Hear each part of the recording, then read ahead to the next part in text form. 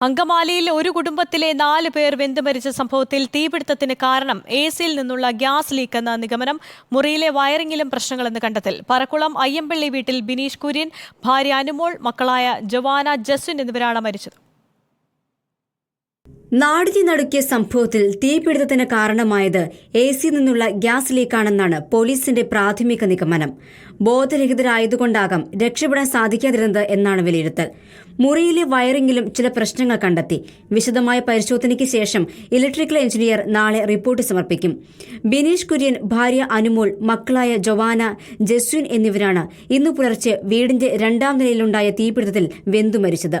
Kalamassery medical കോളേജിൽ postmortem പൂർത്തിയാക്കി. ശരീരത്തിൽ കെമിക്കൽ സാന്നിധ്യം ഉണ്ടോ എന്ന് പരിശോധിക്കാൻ സ്കിൻ സാമ്പിൾ ലാബിലേക്ക് അയച്ചു. ശാസ്ത്രീയ പരിശോധനകളുടെ ഫലം കൂടി പുറത്തുവന്നാലേ തീപിടുത്തത്തിന്റെ കാരണം വ്യക്തമാകൂ. റിപ്പോർട്ടർ, കൊച്ചി.